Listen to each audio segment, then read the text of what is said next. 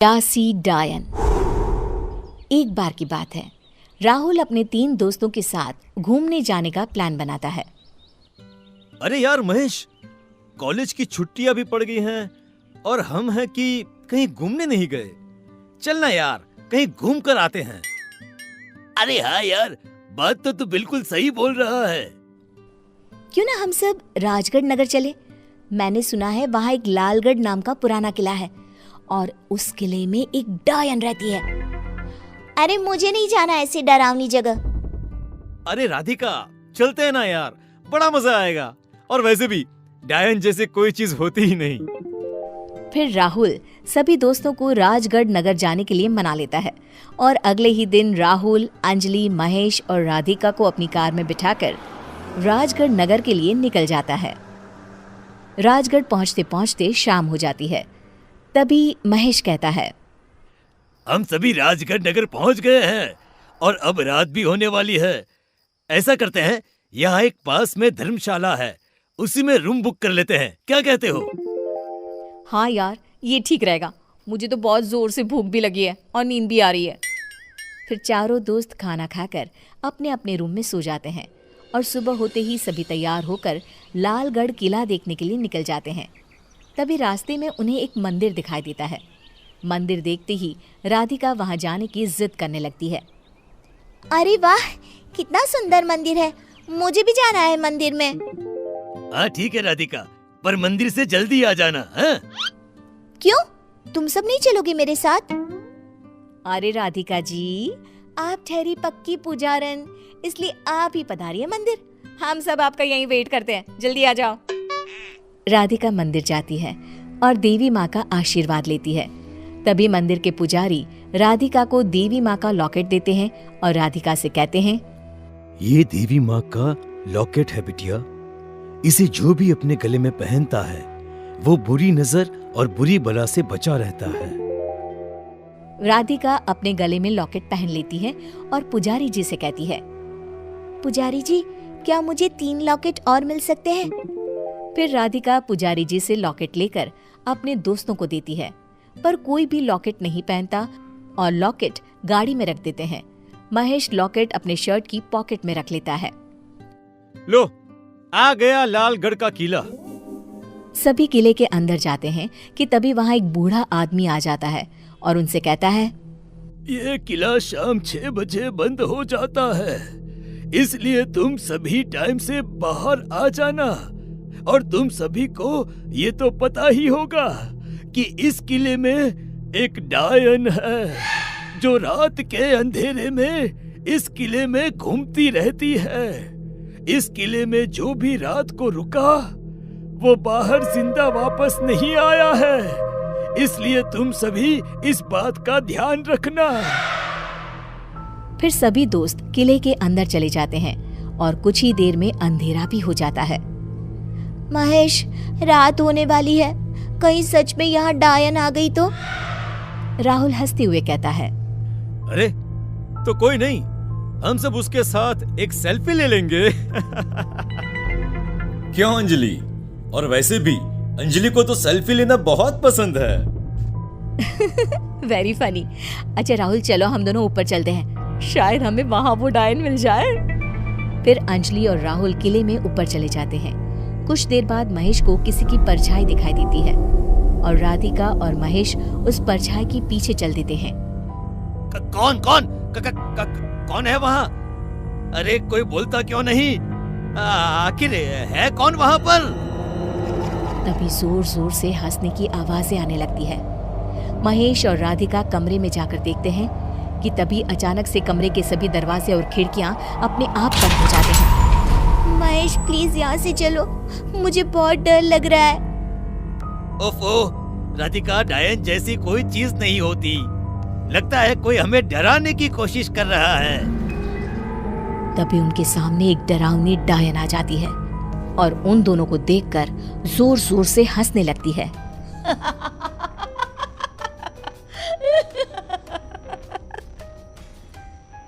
अरे वाह, आज तो मजा ही आ गया।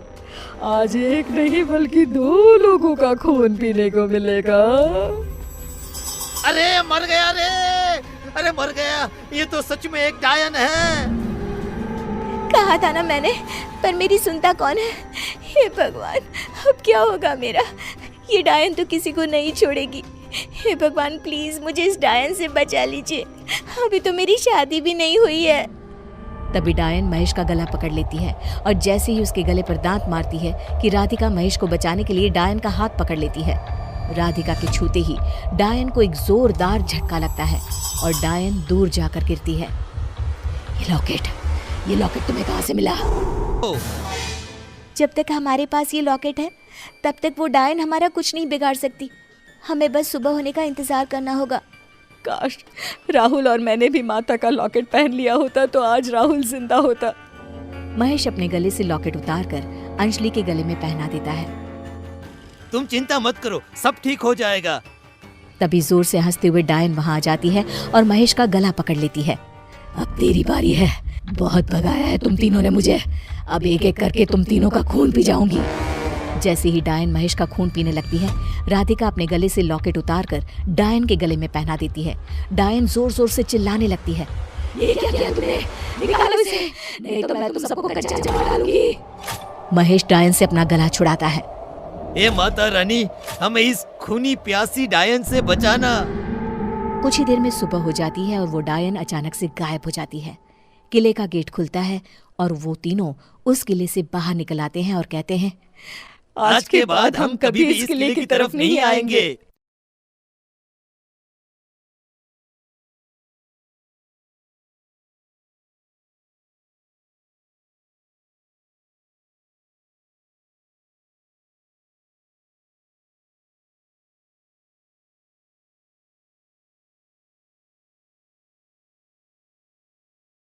जादुई फूल बेचने वाला भूत। रामनगर नाम का एक गांव था। उस गांव से दूर एक सुनसान जगह थी जहां पर एक डरावना भूत रहता था। उस भूत ने अपने घर में तरह तरह के रंग बिरंगे फूल उगा रखे थे, जिन्हें वो टोकरे में भरकर आम आदमी के रूप में बेचने के लिए ले जाया करता था। रामनगर के पास ही में एक बस स्टैंड था, जहां एक दिन वो भूत एक आम आदमी के रूप में अपना फूलों से भरा टोकरा लेकर जाता है और बोलता है, अरे वाह, फूल बेचने के लिए ये जगह तो सबसे बढ़िया है। यहाँ तो बहुत से लोगों का आना जाना लगा ही रहता है। तभी वहां एक बस आकर रुकती है और भूत जोर जोर से आवाजें लगाने लगता है। फूल ले लो, फूल, सुंदर सुंदर रंग बिरंगी फूल ले लो, फूल। तभी बस में बैठा एक आदमी फूल वाले को बुलाता है। अरे फूल वाले भैया, ये लाल वाले फूल कैसे दिए हैं? साहब, ये लाल फूल है 10 रुपए में एक। अरे भाई, 10 रुपए में सिर्फ एक? इतने में तो एक पूरी माला आ जाएगी। अरे साहब, चलिए आपको 10 रुपए में 2 फूल दे देता हूँ। घर जाकर अपनी धर्मपत्नी जी को दीजिएगा। ये लाल फूल देखेगी तो वो बहुत बहुत खुश हो जाएंगे। बस में बैठे कुछ और लोग भी उससे फूल खरीद लेते हैं और बस वहां से चली जाती है। भूत हंसते हुए बोलता है, आज तो मजा ही आ गया, मेरे काफी फूल बिक गए। अरे इन सब लोगों को क्या पता कि मेरे इन फूलों की खुशबू जो भी सुंदर औरत लेगी वो मेरे वश में हो जाएगी, और इन फूलों का असर सिर्फ सुंदर औरतों पर ही होगा, और वो सब छोड़ छाड़ कर मेरे पास भागी चली आएंगी। ऐसा बोलकर भूत जोर जोर से हंसने लगता है और अपने घर चला जाता है। फिर बस वाला आदमी अपने घर पहुंचकर अपनी पत्नी को बुलाता है और मुस्कुराते हुए उससे कहता है, ओ मेरी प्यारी शीला, अरे जरा देख तो, आज मैं तुम्हारे लिए क्या लाया हूँ। अजी क्या बात है, आज तो आप बहुत खुश नजर आ रहे हो। मैं अपनी लाल परी के लिए लाल गुलाब लाया हूँ। अजी आप भी ना कैसी बातें करते हैं। ये गुलाब तो सच में बहुत सुंदर है, इसकी खुशबू से तो पूरा कमरा ही महक उठा। ये कहकर शीला फूल अपने बालों में लगा लेती है। फिर रात को वे दोनों अपने कमरे में सो जाते हैं। आधी रात होते ही शीला अपने घर से निकलकर भूत के पास पहुंच जाती है। अरे वाह, मेरे फूलों की खुशबू आखिर तुझे मेरे पास ले ही आई। फिर भूत शीला को एक कमरे में बंद कर देता है। तभी दो और सुंदर औरतें वहां आती हैं। वे औरतें भी उस भूत के वश में होती है। भूत उन्हें भी ले जाकर शीला के साथ कमरे में बंद कर देता है। अगले दिन भूत फिर से आम आदमी का रूप लेकर बस स्टैंड पर फूल बेचने के लिए जाता है और तभी लोगों से भरी हुई बस स्टैंड पर आकर रुकती है। फूल ले लो, फूल, सुंदर सुंदर खुशबूदार रंग बिरंगी फूल, हर तरह के फूल है मेरे पास। फूलों की माला, फूलों का गजरा, जो भी पसंद आए वो ले लो। अभी बस में दो दोस्त रामू और श्यामू बैठे होते हैं। अरे फूल वाले, एक सुंदर सा गजरा तो देना भाई। अरे वाह रामू, क्या बात है, भाभी जी के लिए गजरा? हाँ भाई, तेरी भाभी को बालों में फूल लगाना बहुत पसंद है। अरे श्यामू, तू भी कुछ ले ले अपनी पत्नी जी के लिए, वो भी खुश हो जाएंगी। हाँ हाँ भाई, अरे तुम भी एक गजरा ले लो अपनी पत्नी जी के लिए। वैसे भी सुंदर औरतें बालों में फूल लगाकर और भी सुंदर लगती हैं। ठीक है भाई, अगर तुम इतना कह रहे हो तो एक गजरा मुझे भी दे दो। उसके बाद वे दोनों गजरा लेकर वहां से चले जाते हैं और घर जाकर अपनी अपनी पत्नियों को गजरा दे देते हैं। श्यामू अपनी पत्नी लीला से कहता है, सही कहा था उस फूल वाले ने, सुंदर औरतें बालों में फूल लगाकर और भी सुंदर दिखती हैं।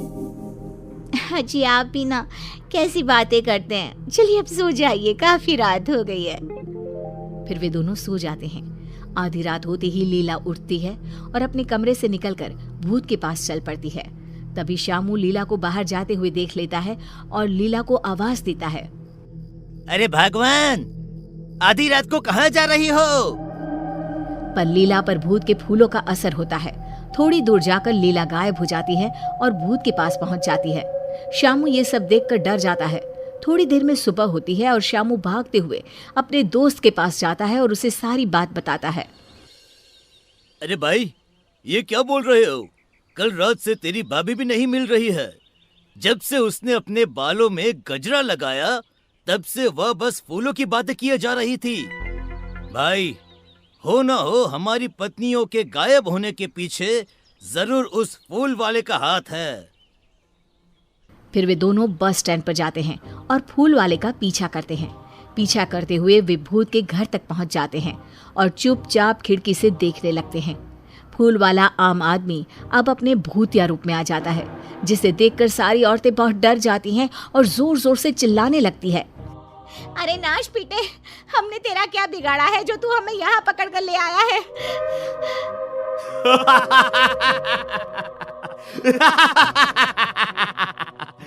तुम सुंदर औरतों के खून से ही तो मेरे इन सुंदर सुंदर फूलों को शक्ति मिलती है। जितनी ज्यादा फूलों को शक्ति मिलेगी, मैं उतना ही ताकतवर बनूंगा और फिर पूरे गांव पर सिर्फ मेरा ही राज होगा। आज आधी रात को ही मैं एक एक करके तुम सारी सुंदरियों का खून अपने फूलों में डालूंगा। रामू और श्यामू ये सब खिड़की से देख और सुन रहे होते हैं। तभी रामू बोलता है, अरे भाई श्यामू, यह फूल बेचने वाला तो भूत निकला। अब हमें इन सभी औरतों को भूत के चुंगल से निकालने के लिए कुछ न कुछ करना ही होगा। हाँ भाई, हमारी पत्नी भी तो हमारे लिए कितना कुछ करती है। आज हमारी बारी है इनके लिए कुछ करने की। ये कहकर दोनों गांव चले जाते हैं और गांव के सरपंच को सारी बात बताते हैं। तभी कुछ और लोग भी वहां आ जाते हैं। उनमें से एक आदमी सरपंच से कहता है, सरपंच जी, मेरी बीवी भी 2 दिनों से गायब है। कहीं वो भी उस भूत के पास तो नहीं चली गई? तभी रामू सरपंच से कहता है, सरपंच जी, मेरे पास एक आइडिया है। क्यों न मैं और श्यामू औरत के रूप में किसी तरह उस भूत के पास चले जाए और मौका मिलते ही उसके बगीचे से फूलों को तोड़ दे। अपनी पत्नियों को बचाने के लिए तुम सब उस शैतान भूत से भी लड़ने को तैयार हो। ये देखकर मुझे बहुत खुशी हो रही है। अरे भाई रात होने वाली है। भूत उन सब औरतों को कुछ करे उससे पहले हमें वहां पहुंचना होगा। ये कहकर सभी वहां से चले जाते हैं। रामू और श्यामू साड़ी पहनकर भूत के पास जाते हैं। अरे वाह, आज तो मजा ही आ गया। तुम दोनों कितनी सुंदर हो कि सबसे पहले मैं तुम दोनों का ही खून अपने फूलों में डालूंगा। भूत ये कहकर जोर जोर से हंसने लगता है। अरे मर गया रे नास पिचा, अरे सबसे पहले हमें ही मार डालेगा। रामू मौका देखकर सरपंच और गांव के बाकी लोगों को भूत के फूलों के बगीचे में ले जाता है और सभी मिलकर फूलों को तोड़ देते हैं। जैसे ही फूल टूटते हैं भूत जलने लगता है और जोर जोर से चिल्लाने लगता है। तुम दोनों ने मेरे साथ धोखा किया है, मैं तुम दोनों को नहीं छोड़ूंगा। आखिर भूत राख में बदल जाता है। सभी औरतें भूत के चंगुल से निकलकर बहुत खुश होती हैं और सब अपने गांव वापस लौटते हैं।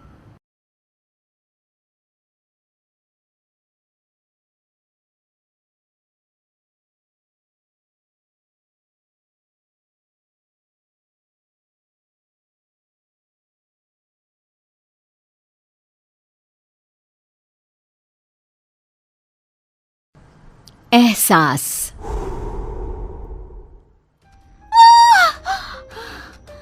फिर एक सपना, उसके पूरे होने का डर क्यों? ये सब क्यों हो रहा है मेरे साथ? क्यों?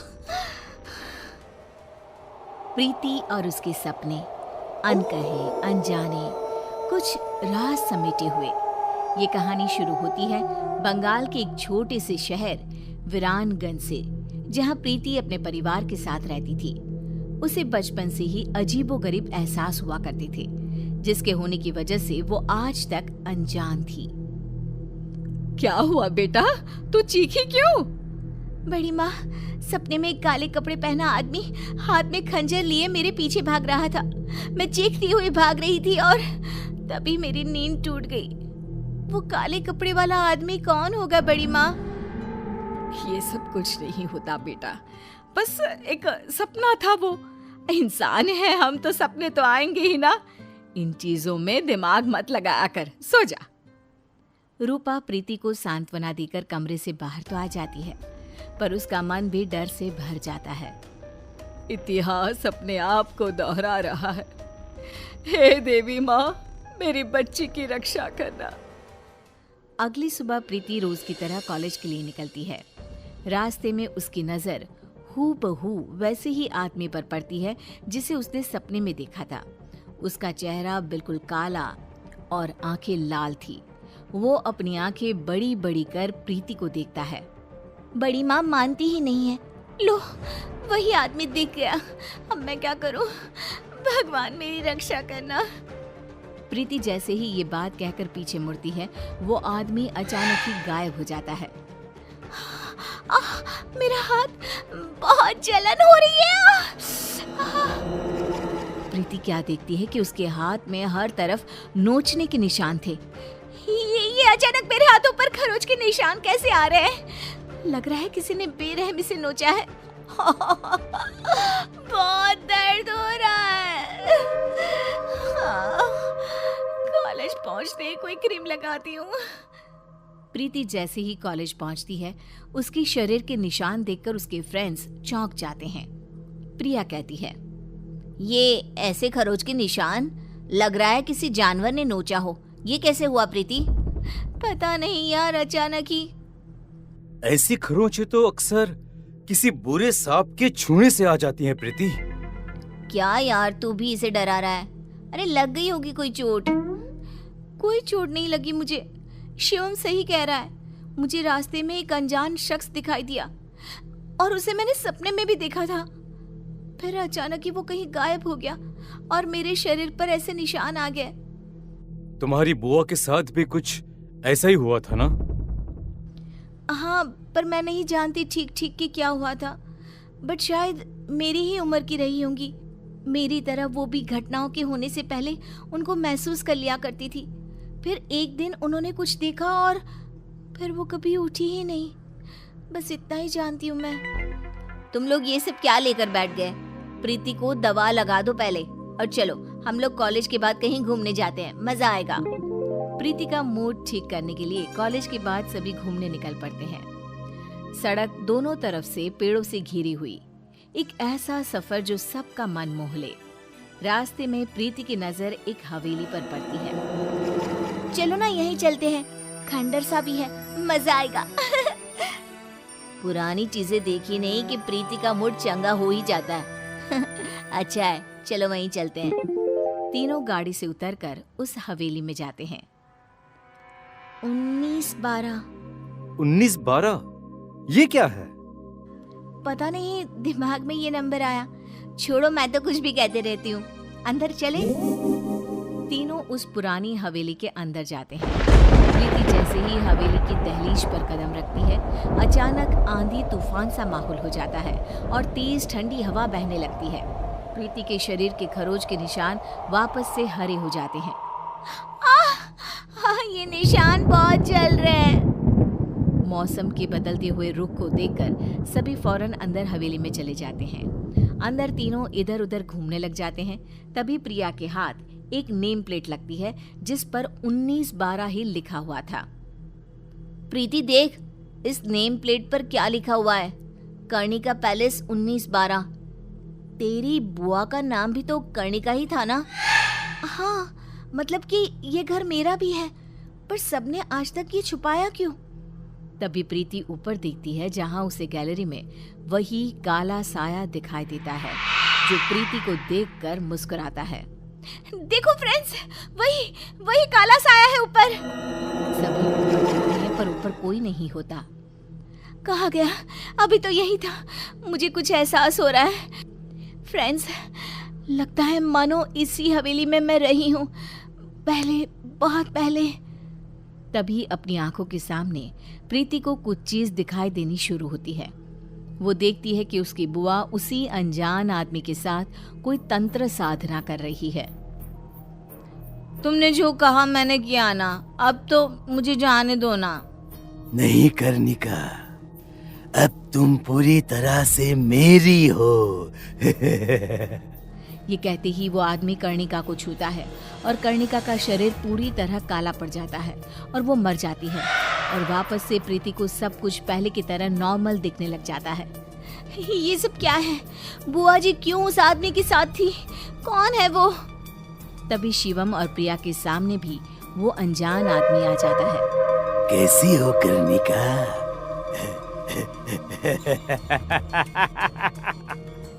प्रीति के रूप में फिर से पैदा हुई तुम। पर देखो, देखो किस्मत वापस मेरे ही पास आ गई ना। मैं कर्णिका? तुम्हारी बुआ कर्णिका। उसे काले जादू से ताकतें हासिल करनी थी और उसी काले जादू ने मुझे जन्म दिया। उसकी ताकत की लालच उसे ही खा गई और वो दोबारा तुम्हारे रूप में पैदा हुई। इसलिए तुम में बहुत सी शक्तियां हैं, पर अब तुम्हारे जाने का समय हो गया है प्रीति। वो कर्णिका थी, मैं प्रीति हूँ। मुझे किसी भी ताकत की कोई लालच नहीं है। यू कांट डिस्ट्रॉय मी। वो काला साया प्रीति के पीछे भागता है, बिल्कुल उसी तरह जैसा उसने सपने में देखा था। प्रीति भागती हुई ऊपर कमरे में खुद को बंद कर लेती है। आज मेरा सपना ही मुझे बचाएगा। प्रीति अपने सपने को याद करती हुई कमरे के एक कोने में पड़े एक मटके को निकालकर जमीन पर छोड़ देती है और साया गायब हो जाता है।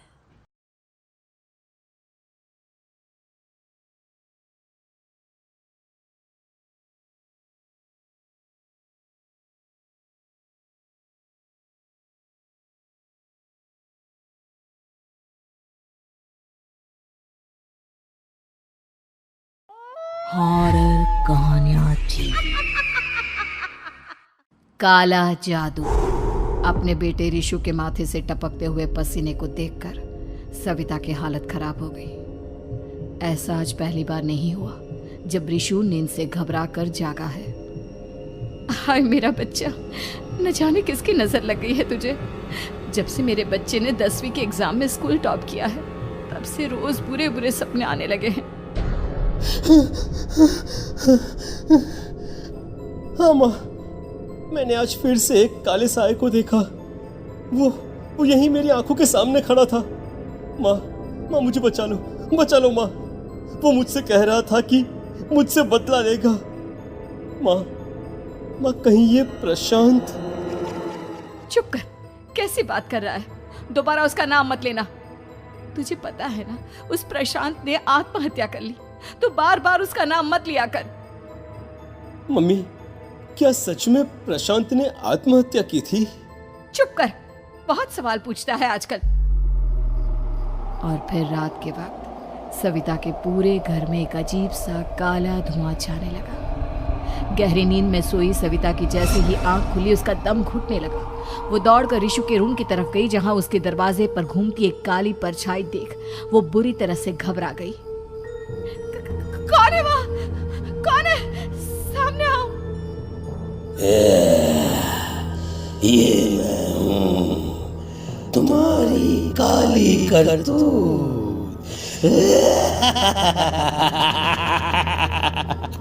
और अब मैं तुम्हारे बेटे को ले जाने आया हूँ। नहीं, मेरे बच्चे को छोड़ दो प्लीज। मेरे रिशु को कुछ मत करना। वो परछाई रिशु के कमरे में घुस जाती है। सविता भी उसके पीछे पीछे दौड़ कर जाती है और देखती है कि अब वो साया साफ नजर आ रहा था। वो सर से पैर तक खून में सना हुआ था और उसके शरीर के सारे अंग कटे फटे हैं। क्या चाहिए तुम्हें? तुम जो बोलोगे मैं करूंगी, लेकिन मेरे रिशु को छोड़ दो। उस परछाई ने रिशु को गर्दन से पकड़कर दीवार के सहारे हवा में उछाल दिया। रिशु जोर जोर से चिल्लाने लगा। माँ, माँ बचाओ मुझे, बचा लो माँ। माँ, ये मुझे मार डालेगा। माँ, मुझे बचा लो माँ। नहीं, नहीं, ऐसा मत करो। मुझे मार दो, लेकिन मेरे बच्चे को छोड़ दो। मैं तुम्हारे आगे हाथ जोड़ती हूँ। वो परछाई रिशु को जमीन पर गिरा देती है और अचानक वहां से गायब हो जाती है। रिशु, मेरा बच्चा, तू ठीक तो है ना? कुछ बोल बेटा, क्या हुआ है तुझे? मैं ठीक हूँ माँ। क्या क्या हुआ था यहाँ पर? कुछ नहीं बेटा, कुछ नहीं। तू परेशान मत हो। हम कल ही गांव के बाहर जो तांत्रिक महाराज रहते हैं, उनके पास चलेंगे। ठीक है माँ, हम जल्द ही उनके पास चलेंगे। मुझे बहुत डर लग रहा है माँ। ये बार बार मुझे डरावने सपने आना, ये सब हमारे साथ क्यों हो रहा है माँ? अगले दिन सविता अपने बेटे रिशु को लेकर गांव के बाहर तांत्रिक के पास जाती है। जिस जगह पर तांत्रिक रहा करता था वो जगह बहुत डरावनी थी। चारों तरफ कंकाल और भूतियां नजर आ रही थी। गांव से दूर वीराने में उस जगह पर जोर से आंधी चल रही थी। रिशु ने डर कर अपनी माँ का हाथ पकड़ लिया। माँ, मुझे बहुत डर लग रहा है। ये कैसी जगह है? देख बेटा, हमारे साथ जो कुछ भी हो रहा है उसका इलाज सिर्फ और सिर्फ ये तांत्रिक महाराज ही बता सकते हैं। अब यही है जो हमें प्रॉब्लम से बाहर निकाल सकते हैं। जैसे ही सविता और रिशु तांत्रिक की झोपड़ी के अंदर पहुंचे, वहां का नजारा देखकर उनकी आंखें फटी की फटी रह गई। तांत्रिक की झोपड़ी के अंदर कई सारे लोग अपनी गर्दन घुमा घुमा कर जोर जोर से चीख रहे थे। कौन हो तुम और यहाँ क्यों आई हो?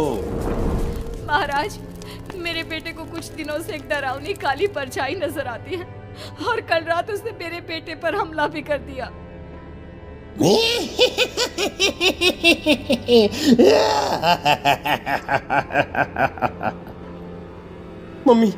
मम्मी, हमें यहाँ से चलना चाहिए। ये जगह मुझे ठीक नहीं लगती। नहीं बेटा, ऐसा नहीं कहते। रुक जाओ, 2 मिनट के लिए रुक जाओ। क्या कहा? काली परछाई? तुम्हारे बेटे पर किसी काली परछाई ने हमला किया? हाँ महाराज, वो कह रही थी कि वो मेरे बेटे को कुछ कर देगी। कोई उपाय बताइए महाराज, मेरे बेटे के साथ कुछ गलत नहीं होना चाहिए। तुमने किसी दूसरे के साथ गलत किया है तो तुम्हारे साथ भी गलत होकर ही रहेगा। तुमने किसी की जान ली है, किसी को मार डाला है तुमने। नहीं महाराज, मैंने ऐसा कुछ नहीं किया। मैंने किसी की जान नहीं ली। मुझे कोई उपाय बताइए। लगता है तुम इतनी आसानी से नहीं मानोगी। मैं तुम्हें अभी उस काली परछाई से मिलवा देता हूँ और वही सारा सच तुम्हारे सामने लेकर आएगा। सविता और रिशु ने डर के मारे अपनी आंखें बंद कर ली। तभी अचानक तांत्रिक की झोपड़ी में अजीबोगरीब आवाजें गूंजने लगी। सविता और रिशु बुरी तरह से कांप रहे थे। आंखें खोलो और अपने सामने देखो। क्या यही है वो जिससे तुम कल रात को मिली थी? बताओ मुझे। हाँ, इसने कल रात मेरे बेटे के ऊपर हमला किया था। ये उसी लड़के की भटकती हुई आत्मा है जिसे कुछ दिन पहले तुमने मार डाला था। मम्मी, मम्मी ये महाराज क्या कह रहे हैं? क्या सच में आपने किसी की जान ली है? किसी को मार डाला है? अगर हाँ तो बताइए ना मम्मी, किसको मारा है आपने? किसको? तुम्हारी माँ इतनी आसानी से सच नहीं बताएगी बेटा। इसने एक बच्चे की जान ली है। कहीं उसका नाम प्रशांत तो नहीं महाराज? वो मेरा दोस्त है, मेरा मतलब मेरा पड़ोसी है। सही पहचाना। देखा सविता, तुम्हारा खुद का बेटा भी जानता है कि तुमने किसी के प्राणों की बलि चढ़ा दी और इसीलिए अब उसकी बुरी आत्मा तुम्हारे घर में भटकती है। मुझे माफ कर दीजिए महाराज, मुझसे बहुत बड़ी गलती हो गई। प्रशांत हमारे पड़ोसी का बेटा था। हर बार उसके नंबर मेरे बेटे से ज्यादा आते थे और इसलिए मैंने उसके कमरे के बाहर काला जादू किया था, पर मुझे नहीं पता था कि वो मर जाएगा। तुम्हारे उसी काले जादू वाली गुड़िया के अंदर एक बुरी आत्मा थी जिसने उस बच्चे के दिमाग पर बुरा असर कर दिया और उसी की वजह से उस लड़के ने अपनी बालकनी से कूदकर आत्महत्या कर ली। इसकी वजह सिर्फ और सिर्फ तुम हो, तुम। नहीं महाराज, जो कुछ भी हुआ मुझे नहीं पता था कि प्रशांत अपनी जान दे देगा। प्रशांत की आत्मा इस वक्त तुम्हारे सामने खड़ी है, हमसे बात करना चाहती है। बोलो बोलो, क्या कहना चाहते हो? मैं जीना चाहता था, बड़ा होकर कुछ बनना चाहता था। आपके बेटे से मुझे कोई परेशानी नहीं थी। अरे वो तो मेरा अच्छा दोस्त था। मुझे माफ कर दो बेटा, मुझसे बहुत बड़ी गलती हो गई, मुझे माफ कर दो। माफ करने से मुझे वापस जिंदगी नहीं मिल जाएगी। मेरे माँ बाप आज भी मेरे लिए रोते हैं। आपने मेरे साथ बहुत गलत किया है, बहुत गलत। और तभी अचानक प्रशांत की आत्मा वहां से गायब हो जाती है। सविता जोर जोर से रोने लगती है। सुन लिया तुमने? ये तुम्हारे अपने ही किए हुए पाप हैं जो इस तरह से तुम्हारे सामने आ रहे हैं। माँ, ये आपने अच्छा नहीं किया। सिर्फ 10th बोर्ड के एग्जाम में मैं टॉप कर पाऊँ इसलिए आपने मेरे दोस्त के ऊपर काला जादू कर दिया। नहीं मम्मी, नहीं, अब हम कभी खुश नहीं रह पाएंगे, कभी नहीं। मेरे दोस्त की आत्मा को कभी शांति नहीं मिलेगी मम्मी, कभी नहीं। लेकिन मैंने जो कुछ भी किया सिर्फ तुम्हारे लिए किया। वो लड़का हमेशा फर्स्ट पोजीशन पर आ जाता था और इस वजह से हमेशा तुम्हारे मार्क्स कम पड़ते थे। मैंने तो सिर्फ उस पर एक छोटा सा काला जादू किया था बेटा। मुझे क्या पता था कि उसका ये नतीजा निकलेगा। जिस गुड़िया को तुमने उस लड़के के कमरे के दरवाजे पर लगाया था, दरअसल उसके अंदर एक बुरी आत्मा का प्रवेश हो गया था, जैसा कि अक्सर काला जादू करते समय हो जाता है। मुझे अपनी गलती का एहसास हो गया है। मैं प्रायश्चित करना चाहती हूँ। आप बताइए मैं क्या करूँ? प्रशांत के घर जाकर उस काली गुड़िया को वहां से निकालकर यहाँ लेकर आओ। मैं उसे आग में जलाकर राख कर दूंगा और उसके बाद प्रशांत की आत्मा को हमेशा के लिए मुक्ति मिल जाएगी। अगली रात सविता चुपचाप अपने पड़ोसी प्रशांत के घर जाती है। प्रशांत के माँ बाप प्रशांत की मौत के बाद उस घर को छोड़कर हमेशा के लिए वहां से चले गए थे। जैसे ही सविता उस घर के अंदर कदम रखती है, उसका सामना अजीबोगरीब हैवानियत से भरी आवाज़ों से होने लगता है। ऐसा लग रहा था जैसे कोई बुरी तरह से चीख रहा हो। सविता जैसे ही प्रशांत के कमरे के बाहर पहुंचती है, वहां पर लटकी हुई गुड़िया के शरीर से खून टपकने लगता है। ये क्या हो रहा है? इस गुड़िया के शरीर से खून क्यों टपक रहा है? सविता हिम्मत करते हुए उस गुड़िया को वहां से उतारने की कोशिश करती है, लेकिन तभी अचानक से बहुत भयानक दिखने वाली औरत उसकी आंखों के सामने आकर खड़ी हो जाती है। मैं यहाँ से कहीं नहीं जाऊंगी और अगर तूने मुझे यहाँ से हटाने की कोशिश की तो मार डालूंगी मैं तुझे। नहीं नहीं, मुझे तुम्हें यहाँ से ले जाना ही होगा, नहीं तो मेरा बेटा, उसकी जान को खतरा है।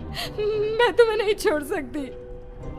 अगर तुम्हारे अंदर हिम्मत है तो मुझे इस घर से बाहर ले जाकर दिखाओ। और ऐसा कहकर वो औरत सविता के ऊपर हमला कर देती है और उसे हवा में उछाल उछाल कर जमीन पर पटकती है। लेकिन तभी अचानक मौका देखकर सविता अपने हाथ में ली हुई सुई उसके हाथ में चुभो देती है। हाथ में सुई लगते ही वो औरत जमीन पर तड़पने लगती है। ये क्या किया तूने? ये क्या कर दिया? तुझे ऐसा नहीं करना चाहिए था। तांत्रिक ने मुझे कहा था कि तुझसे जीतने का सिर्फ यही एक तरीका है जिससे मैं अपने पापों का प्रायश्चित कर सकती हूँ और अपने बेटे की जान बचा सकती हूँ। और उसके बाद वो डरावनी दिखने वाली औरत एक छोटी सी जादुई गुड़िया में तब्दील हो गई और सविता ने उसे ले जाकर तांत्रिक को दे दिया। तांत्रिक ने जादुई गुड़िया को आग के हवाले कर दिया।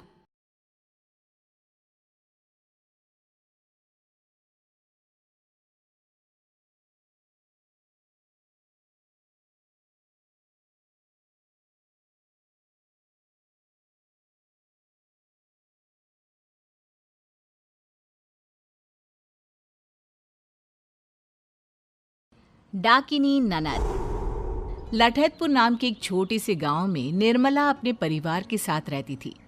निर्मला के बेटे बहू बहुत ही अच्छे थे और उसकी बहुत इज्जत करते थे, पर इतने खुशहाल परिवार पर दुखों का पहाड़ टूटने वाला था। न जाने किसकी नज़र निर्मला निवास को लगी कि एक भला पूरा परिवार पूरी तरह बिखर कर रह गया। माँ जी, सुबह के 11 बज गए, आपने अभी तक नाश्ता नहीं किया। ऐसे तो तबीयत खराब हो जाएगी ना आपकी माँ जी। चलिए नाश्ता कर लीजिए अब। अरे बहू, मैं खा लूंगी, मेरे कारण तू भूखी मत रहा कर। मुझे पता है तूने भी नाश्ता नहीं किया होगा। मेरी छोड़िए, ये भी भूखे ही काम पर गए हैं। हे भगवान, तुम लोग भी ना, इस जमाने में जहाँ सब अपने बूढ़े माँ बाप को घर से निकाल देते हैं, तुम लोग मेरी इतनी फिक्र करते हो। जरूर पिछले जन्म में कुछ अच्छे कर्म किए होंगे मैंने, जो इतनी फिक्र करने वाला बेटा और इतनी प्यारी बहू मिले हैं। जा लेकर आ खाना, दोनों साथ खाएंगे। दोनों खाना खा ही रहे होते हैं कि तभी अपना सामान हाथ में उठाए चीखती हुई रश्मि घर पर आती है। माँ, माँ कहाँ हो तुम? अपनी बेटी को भिखारियों के यहाँ दे दिया और खुद की बहू है जो देखो सिठानी बनी बैठी है। अरे दीदी, क्या हुआ? आप इतने गुस्से में क्यों हैं? आइए बैठिए, मैं आपके लिए पानी लाती हूँ। अरे निकम्मी, ये सब ड्रामा मेरे सामने मत कर। तुम दोनों की चालाकियों को मैं अच्छे से समझती हूँ। तुम लोगों ने माँ को तो अपने वश में कर लिया, पर इन चिकनी चुपड़ी बातों से मुझे नहीं बहला पाओगे। मैं इस घर में अपना हिस्सा लेने आई हूँ। ये सब क्या कह रही हो तुम रश्मि? तुम्हारे बाबूजी के जाने के बाद तुम्हारे भाई ने अपनी जमीन गिरवी रखकर तुम्हारी शादी की। जो कुछ भी हमारे पास था सब कुछ तुम्हारी शादी में लगा दिया, और दामाद जी के पास तो किसी चीज की कमी नहीं है। फिर ऐसा क्यों कह रही है बेटा? जिस जमीन को गिरवी रखकर मेरी शादी की गई थी ना, वो भी बाबूजी की ही थी माँ। इन लोगों की कमाई हुई संपत्ति नहीं है। और तुम्हें तो तुम्हारे बेटे बहू ने पता नहीं कौन सी मिश्री घोलकर पिला दी है, जो बस इनकी ही बोली बोलती रहती हो। आज से मैं इसी घर में रहूंगी जब तक प्रॉपर्टी का बंटवारा नहीं हो जाता। रश्मि निर्मला की एक नहीं सुनती और पूरा दिन अपनी भाभी से लड़ती रहती है। रात को सुरेश काम से लौटता है। कोई तुम्हारे कान भरे उसके पहले मैं ही बता देती हूँ कि मैं यहाँ तुम लोगों से मिलने नहीं, प्रॉपर्टी में हिस्सा लेने आई हूँ। और जब तक बराबर का हिस्सा मुझे नहीं मिल जाता, मैं यहाँ से जाने वाली नहीं। अरे दीदी, तुम ये क्या कर रही हो? जरा हमारी हालत को तो समझो। रश्मि किसी की एक नहीं सुनती और अगले ही दिन अपने भाई पर मुकदमा कर देती है। मुकदमा करने के बाद वो एक लॉयर से मिलने जाती है। देखिए रश्मि जी, केस तो आपके भाई के फेवर में है। मुझे तो ये केस हमारे हाथों से जाता हुआ दिख रहा है। जाता हुआ लग रहा होगा, पर मैं जाने नहीं दूंगी। अब मुझे दूसरा रास्ता ही अपनाना होगा वकील साहब। जायदाद की लालच रश्मि को अंधा कर देती है और वो सीधे स्मशान घाट के एक तांत्रिक के पास पहुंचती है। ये लीजिए बाबा, मेरे भाइयों की तस्वीर। कुछ ऐसा कीजिए कि ये लोग ऐसी परेशानी में फंसे कि उसी में उलझे रहे और ये घर मेरा हो जाए। बाबा रश्मि को एक लाल कपड़े में कीले और पीले सरसों बांध कर देते हुए कहते हैं, बस इस लाल कपड़े को रात को ठीक 3 बजे तेरे भाई के खेत की जमीन में दबा देना। उसके बाद इसका जादू देखना। रश्मि बिल्कुल वैसा ही करती है और अगले ही दिन जब सूरज खेत पर जाता है, उसका पैर जैसे ही उस हिस्से में पड़ता है जहां रश्मि ने कीले गड़ी थी, उसे खून की उल्टियां होने लगती है और उसकी तबीयत बहुत बिगड़ जाती है। आनन फानन में उसे घर पर लाया जाता है। दवाई लेकर सूरज अपने कमरे में सो रहा होता है, तभी उसे ऐसा लगता है मानो कोई उसके सिरहाने बैठा हो। कौन है? कौन है? तभी कमरे में एक रोशनी आती है जो सीधा उस औरत पर पड़ती है जो सूरज के सिरहाने बैठी थी। उसके खुले बाल उसके चेहरे पर इस तरह ढके हुए थे कि उसका चेहरा देख पाना मुश्किल लग रहा था। अपने बालों को हटाती हुई वो सूरज की ओर देखती है। तेरी बहन ने मुझे भेजा है तुझे साथ लाने को। चलना, चल। वो डायन सूरज की छाती पर बैठ जाती है और उसके शरीर से धीरे धीरे आत्मा खींचने लग जाती है। सूरज की हालत बद से बदतर होने लग जाती है। सूरज के सामने जब सब रो रहे होते हैं, रश्मि कहती है, अब सुहाग ही नहीं रहेगा तो किसके लिए हिस्सा रखोगी भाभी जी? हे भगवान, तुझे जानने के पहले मैं मर क्यों नहीं गई?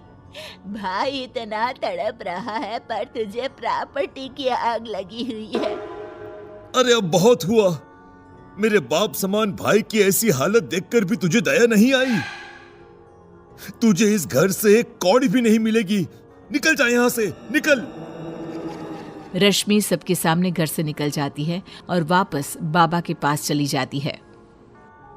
बाबा, सुरेश तो मर गया पर प्रॉपर्टी का कुछ भी मेरे हाथ न लगा। कुछ कीजिए, कोई रहे ना रहे, अब तो सब कुछ मुझे मेरे नाम चाहिए बस। बाबा रश्मि को राख और एक शीशे की कटोरी देते हुए कहते हैं, ये लो, इस कटोरी को अपने घर की छत पर तोड़ देना और इस राख को अपने घर के चारों ओर बिखेर देना। फिर वो घर हमेशा के लिए तुम्हारा होगा। पर याद रखना, ये काला जादू जितना देता है उससे ज्यादा लेता भी है। क्या ले लेगा मेरा? मैं नहीं डरती किसी से। रश्मि रात के अंधेरे में कटोरी और राख लेकर निकलती है।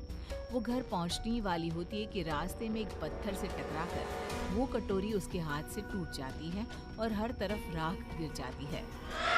तूने मुझे बुलाया? ले मैं आ गई। ताजा ताजा मांस।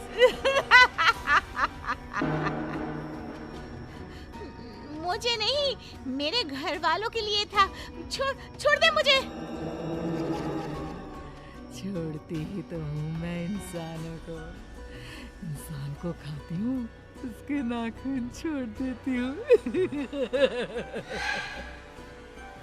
डायन सूरज को छोड़कर रेशमा के पास आ जाती है। सूरज की तबीयत सुधरने लगती है और वो ठीक हो जाता है और रेशमा के बुरे कर्म उससे ही निगल जाते हैं।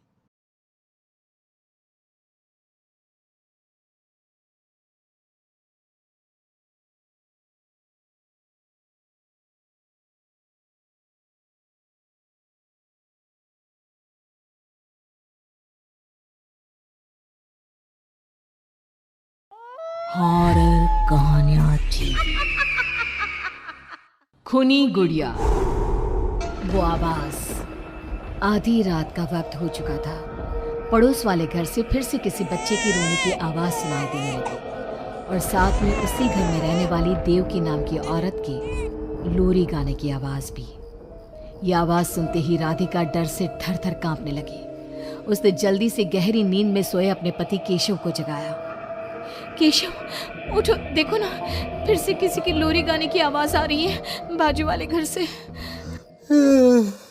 क्या हुआ राधिका, क्यों परेशान हो रही हो? अरे कोई आवाज नहीं आ रही है यार। लेकिन अभी बस 2 मिनट पहले तो देव की लोरी गा रही थी और एक बच्चा रो रहा था। अरे कोई मूवी देख रहा होगा, उसकी आवाज होगी। देवकी और उसके पति मोनिश ने बताया ना कि उनके बच्चे नहीं होते। उस घर में कोई बच्चा नहीं है।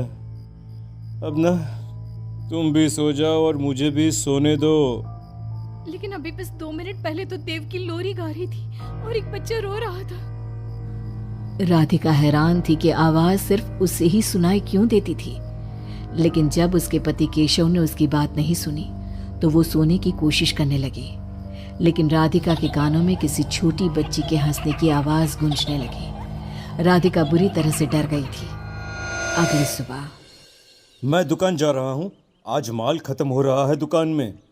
इन दिनों पता नहीं क्यों लोग जमकर खिलौने खरीद रहे हैं। आज बड़े बाजार जाकर सारे खिलौने ले आता हूँ। आप रात होने से पहले आ जाएंगे ना? लगता है तुम देवकी से अभी तक डरी हुई हो। अच्छा ठीक है, देखो घर के पीछे वाली गैलरी में मत जाना, क्योंकि वहां से तुम्हें अक्सर देवकी नजर आती है और तुम ना फिर डर जाती हो। ठीक है केशव, मैं आज उधर जाऊंगी ही नहीं। जब भी उधर देखती हूँ कुछ डरावना ही नजर आता है। केशव दुकान चला जाता है। तभी अचानक राधिका को याद आता है कि घर की गैलरी में उसने कुछ कपड़े सुखाए थे।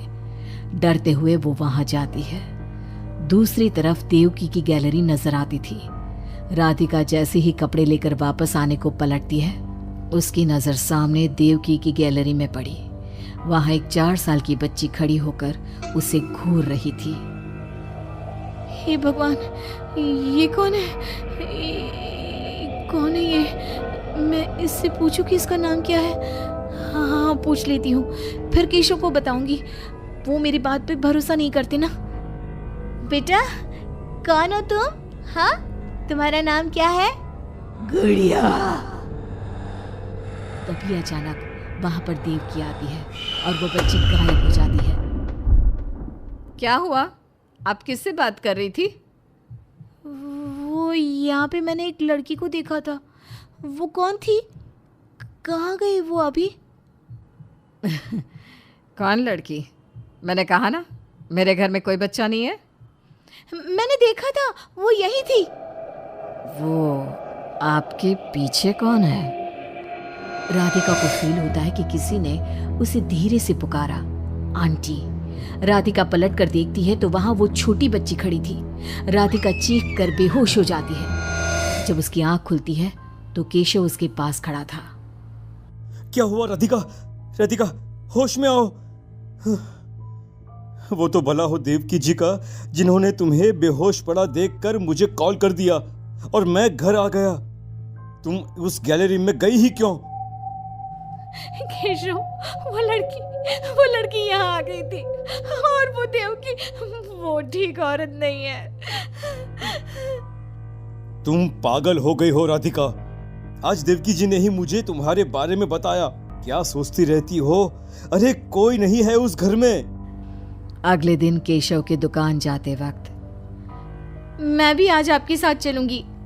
अच्छा ओके ठीक है, चलो चलो। अब दुकान पर पहुंचकर, वाह केशव, कितने सारे नए खिलौने। और ये इस पैकेट में क्या है? अरे एक बड़े साइज की डॉल है, मार्केट में नहीं आई है। सोचा अगर लोग खरीदेंगे तो अगली बार और ऑर्डर कर दूंगा। क्या मैं देख लूं इस डॉल को? हाँ देख लेना। मैं जरा माल लेने बड़े बाजार जा रहा हूँ। तुम दुकान संभाल लो और आराम से बैठकर खिलौने देख लो, ठीक है? केशव दुकान से चला जाता है। तभी कुछ देर बाद देवकी दुकान पर आती है। कैसी हो तुम? तुम यहाँ क्या लेने आई हो? गुड़िया। गुड़िया? मेरा मतलब, तुम गुड़िया का क्या करोगी? तुम्हारे घर में तो बच्चे। तुम मुझे गुड़िया दिखाओ। बस बड़ी वाली गुड़िया। राधिका घबराते हुए बड़ी डॉल का पैकेट खोलती है। बिल्कुल ऐसी ही डॉल चाहिए। आज वो खुश हो जाएगी इसे देखकर। कौन कौन खुश हो जाएगी? देव की अजीब नजरों से राधिका को देखती है और बिना कुछ कहे पैसे देकर चली जाती है। उसके जाने के बाद राधिका शॉप के अंडरग्राउंड में नए टॉयज का मॉल चेक करने जाती है। वहां बच्चों का एक झूला था। राधिका ने देखा कि वो झूला हिल रहा था, जैसे अभी अभी कोई वहां से उतरा हो। राधिका को किसी छोटे बच्चे की आवाज आती है। कौन है वहाँ? वही छोटी लड़की जो देविका के घर दिखी थी राधिका के सामने आ जाती है। आंटी, मुझे गुड़िया चाहिए, वो बड़ी वाली। मेरे पास कोई गुड़िया उड़िया नहीं है।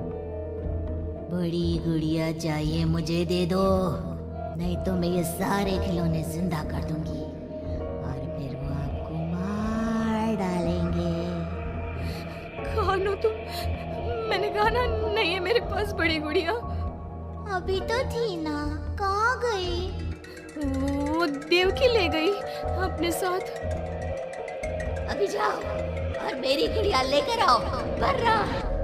उस छोटी लड़की के नाखून बड़े हो जाते हैं और पैर उल्टे। वो बहुत ही खौफनाक दिखने लगती है। नहीं देखो, मैं अभी जाकर तुम्हारी गुड़िया लाती हूँ। तुम यहीं रुको। नहीं, मैं तुम्हारे साथ चलूंगी, कहीं तुम भाग गई तो। राधिका शॉप से निकलकर तेज स्पीड में सड़क पे चलने लगती है। उसने पलट के देखा तो वो लड़की साए की तरह उसका पीछा कर रही थी। राधिका देवकी के घर पहुंचती है। दरवाजा खुला था। राधिका अंदर गई, वहां कोई नजर नहीं आया, बस सामने वो गुड़िया रखी थी। राधिका चुपचाप गुड़िया को उठा के वहां से आने लगती है। पीछे से आवाज आती है, रुको, ये क्या कर रही हो? मेरी गुड़िया कहाँ ले जा रही हो? देखो देवकी, ये गुड़िया मुझे ले जाने दो, वरना वो लड़की। ओह, तो उसने तुम्हें डराया। उसे तो मैं बुलाती हूँ। गुड़िया, जरा यहाँ आना बेटा। मम्मा, क्या हुआ? मेरी लाडो गुड़िया को बहुत पसंद है। देखो ना, 10 साल की हो गई, अब तक डॉल से खेलती है। ये तो वही लड़की है, और ये 10 साल की नहीं 5 साल की है। हाँ, लेकिन जब उस कार एक्सीडेंट में मर गई तब 5 की थी, अब तो 10 की हो गई है ना। मतलब ये मेरी बेटी है और मरने के बाद भी मेरे साथ है। इसे ना लोरी सुन के ही नींद आती है और डॉल्स इसे बहुत पसंद है। राधिका बुरी तरह से घबरा के भागती है। भागते भागते मेन रोड पे आ जाती है। वहीं उसका एक्सीडेंट होता है और उसकी मौत हो जाती है। मगर राधिका की मौत के बाद केशव को पास वाले घर से बच्चे के रोने और लोरी गाने की आवाज सुनाई देने लगती है।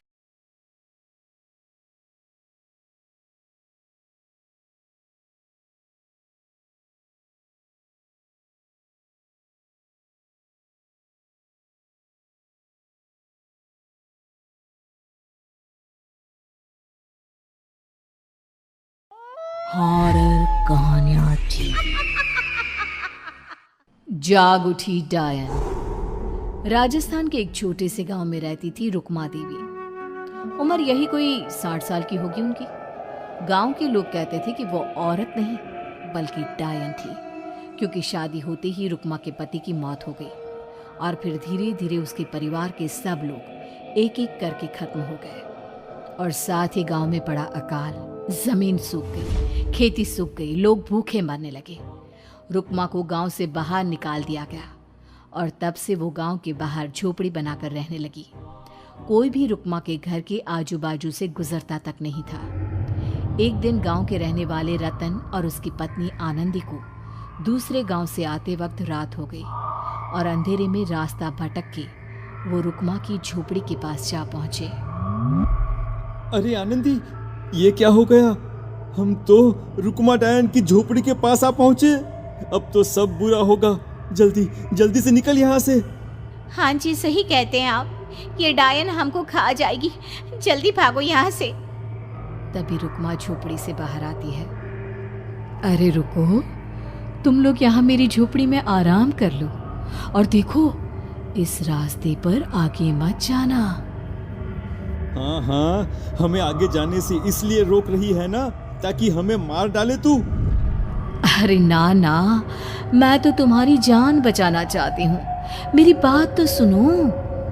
डर की वजह से आनंदी और रतन वहां से भाग जाते हैं, लेकिन फिर अगले दिन गांव में खबर फैलती है कि रतन और आनंदी ने अपने घर में फांसी लगाकर आत्महत्या कर ली। वजह क्या थी किसी की समझ में नहीं आया। अगले दिन गांव में जोर का तूफान आया और भयानक तरीके से किसी के रोने की आवाज गूंजने लगी। अरे भाई, लगता है उस डायन रुकमा ने गांव पे काला जादू कर दिया है। हाँ भाई, मुझे भी ऐसा ही लग रहा है। लगता है कल आनंदी और रतन मर गए। लगता है ये उसी का किया धरा है। हमें सरपंच के पास चलना चाहिए। वो दोनों आदमी सरपंच के घर पहुंचते हैं। अरे तुम इस वक्त यहाँ पर क्यों आए हो? जानते नहीं बाहर क्या हो रहा है? कितनी डरावनी आवाज गांव में गूंज रही है। बस मालिक, किसी तरह आ गए। पूरे गांव वालों की जिंदगी का सवाल है। अरे मालिक, ऐसे तो सब एक एक करके मर जाएंगे। तो क्या चाहते हो, क्या किया जाए? मालिक, हमें रुकमा को मारना होगा। अरे जब तक वो डायन गांव में जिंदा रहेगी, तब तक गांव में ये सब होता ही रहेगा। शायद ठीक कह रहे हो तुम लोग, मगर ये काम करेगा कौन? मालिक, अगर आप कहे तो हम दोनों मिलके इस काम को अंजाम दे दे। बस आपको हमें यकीन दिलाना होगा कि हम पकड़े नहीं जाएंगे। ठीक है, लेकिन बाहर जो आतंक का साया है, उसमें तुम दोनों रुकमा तक पहुंचोगे कैसे? हैं? क्या तुम्हें डर नहीं लगता? मालिक, आप उसकी चिंता ना करें। काल भैरव का भभूत है हमारे पास।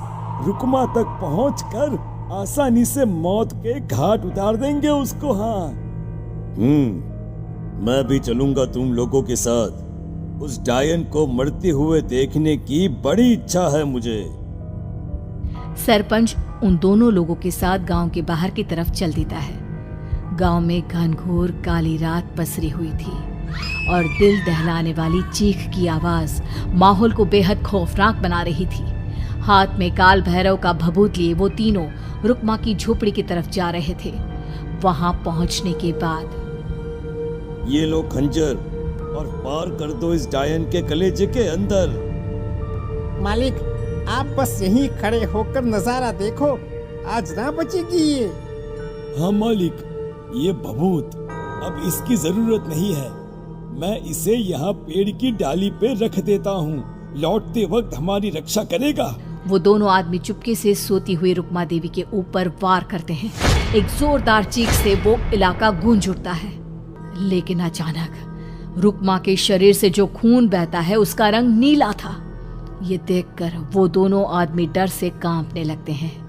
अरे अरे अरे अरे, ये क्या? अरे इसके खून का रंग तो नीला है। अरे तो क्या हुआ? डायन जो ठहरी इंसान नहीं है ये, और आज इस बात का पक्का यकीन हो गया है। मर गई चुड़ैल, मर जाने दे। चल सरपंच साहब को जाकर ये खबर सुनाते हैं। वो दोनों जैसे ही बाहर आए, उन्होंने देखा सरपंच की लाश पेड़ पे लटकी हुई थी। ये देखकर वो दोनों डर के मारे चीखते हुए वहां से भागे, लेकिन तभी एक बेहद डरावनी औरत उनके सामने आकर खड़ी हो गई।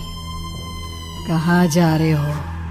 तुम्हें क्या लगा किसी का खून करके बच जाओगे तुम? कौन हो तुम? कौन हो? हमने तो डायन को मारा है, कुछ गलत नहीं किया भाई। वो डायन नहीं थी, वो इस गांव की रक्षा कर रही थी। तुम कौन हो और तुम्हें कैसे पता वो कौन थी? उसने रतन और आनंदी को मार डाला। रतन और आनंदी को मना किया था रुकमा ने इस रास्ते से आगे जाने से, पर वही दोनों माने नहीं और उन दोनों ने मुझे देख लिया था, इसलिए उनका मरना तो तय था। क्या मतलब तूने मारा था और हम समझ रहे थे कि रुकमा ये सब कर रही है। अरे वो तो मेरे कब्जे में थी, रोज अपने खून का चढ़ावा देकर इस गांव को बचा रही थी, तभी तो उसका खून नीला पड़ गया था। लेकिन तुमने तो उसे मारकर मेरा काम आसान कर दिया।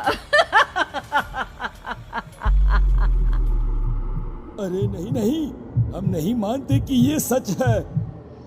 नहीं मानते तो बताओ सरपंच कैसे मरा फिर? क्योंकि उस वक्त तो तुम लोग रुकमा को मार रहे थे ना, जवाब दो। हाँ, बात तो सही है। इसका मतलब इसका मतलब अब तुम लोगों ने अपनी मौत को खुद दावत दी है, क्योंकि जो तुम लोगों को बचाने की कोशिश कर रही थी वो तो अब रही नहीं। अरे लेकिन कौन है वो जो हम लोगों को मारना चाहता है? आत्मा, रुकमा के घर वालों की आत्मा। वो लोग कोई आम आदमी नहीं, खूनी भेड़िए थे और रुकमा ने उनका ये राज जान लिया था। रुकमा के अंदर शक्तियां थी जिसके चलते उसने उन सबको खत्म कर दिया। क्या? अरे लेकिन पूरा गांव तो समझ रहा था कि रुकमा अपने घर वालों को खा गई। खा रुकमा नहीं, मैं आ गई। क्योंकि असली डायन मैं हूँ और अब कोई नहीं बचेगा इस गांव में, कोई नहीं। भागो तुम दोनों। वो दोनों आदमी पागलों की तरह भागते हुए गांव पहुंचते हैं। वहां देखते हैं कि पूरा गांव खुद की नदी बन चुका था। हर तरफ लाशें ही लाशें पड़ी थी और रुकमा के मरे हुए घर वाले उन लाशों को खा रहे थे। कुछ देर के बाद उन दोनों का भी वही हाल